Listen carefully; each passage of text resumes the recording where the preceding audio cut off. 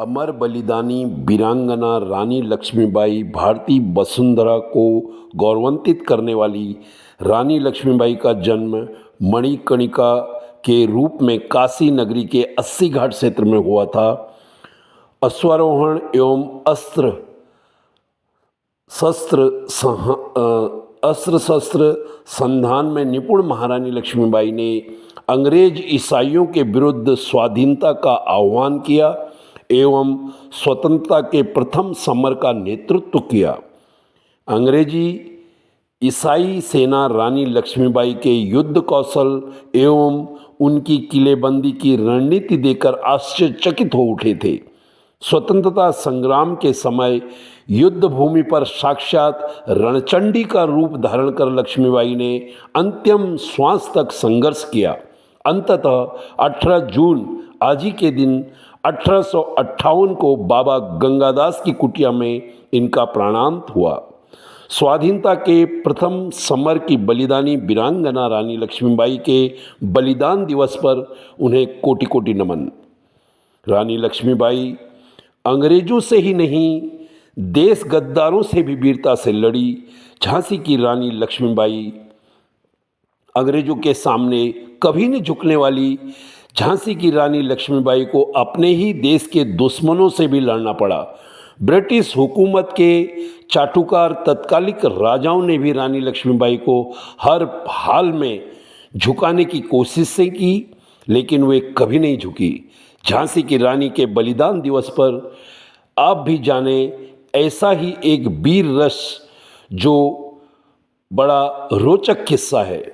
Rani Lakshmibai queen of Jhansi की वीर गाथाएं आज भी बड़े जोश से हमें वो जोश भर देती है। सुभद्रा कुमारी चौहान की कविता खूब लड़ी मर्दानी वो तो झांसी वाली रानी थी, पढ़कर सुनकर हम बड़े हुए।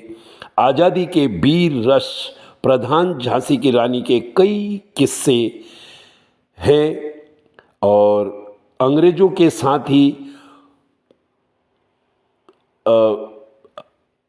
अपने ही देश में भी उनके कई दुश्मन थे।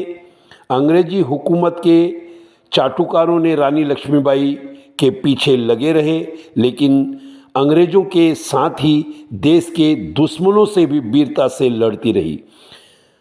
18 जून को रानी लक्ष्मीबाई के बलिदान दिवस पर उनकी वीरता की अनसुनी कहानी। ब्रिटिश सरकार ने दिया था महल छोड़ने का उनको आदेश। ये किस्सा है मार्च 1854 का। इस दौरान रानी लक्ष्मीबाई से परेशान हुई ब्रिटिश सरकार ने रानी को महल छोड़ने का आदेश दिया था, लेकिन इस आदेश के विपरीत रानी ने निश्चय किया कि वे झांसी नहीं छोड़ेंगी।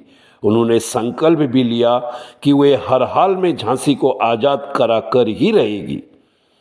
वीरता से वे आगे बढ़ी, लेकिन ब्रिटिश सरकार ने उनके प्रयासों को विफल कर दिया। पड़ोसी राज्य में भी दुश्मन बहुत बढ़ गए, लेकिन रानी हारी नहीं।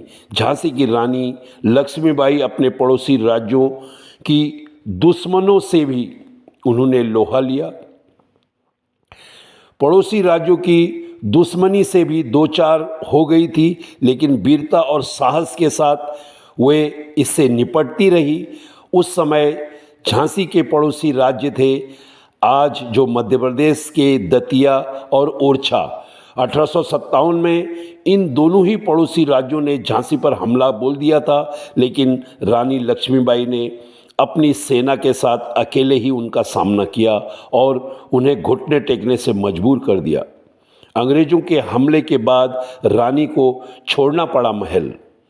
1858 के इस किस्से के मुताबिक ब्रिटिश सरकार ने झांसी पर हमला बोल दिया। झांसी अब चारों ओर से घिर गया, लेकिन निडर और अदम साहस की धनी रानी ने भी अंग्रेजों के आगे झुकना स्वीकार नहीं किया।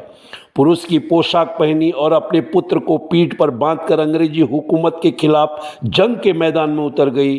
दोनों हाथों में तलवार लिए घोड़े घोड़े पर सवार झांसी की रानी का यही चित्र देखकर आज भी लोग हैरान हो जाते हैं और जोश से भर जाते हैं। लेकिन उस समय रानी को झांसी छोड़ना पड़ा। वे अपने दत्तक पुत्र और कुछ सहयोगियों के साथ वहाँ से निकल गई। रानी लक्ष्मीबाई की शादी का कार्ड, ओरिजिनल तस्वीर आप रानी की देख सकते हैं। तात्या टोपे से भी वो जा मिली थी। 1858 में झांसी छोड़कर निकली रानी तात्या टोपे से जा मिली, लेकिन अंग्रेज और उनके चाटुकार भारतीय भी रानी की खोज में उनके पीछे लगे रहे। 18 जून को वीरगति को प्राप्त हुई थी रानी लक्ष्मीबाई। 1858 में तात्या टोपे के साथ ग्वालियर कूच करने वाली रानी लक्ष्मीबाई को देश के गद्दारों और अंग्रेजों के रास्ते में ही घेर लिया था और 20 साहस की मूर्ति रानी ने यहाँ भी युद्ध किया और घायल हो गई। 17 जून 1858 का युद्ध रानी लक्ष्मीबाई के साहस भरे जीवन का आखिरी दिन था। 18 जून 1858 को 30 साल की छोटी सी उम्र में आज़ादी की पहली भारतीय स्वतंत्रता संग्राम को वीरांगना वीरगति को प्राप्त हो गई।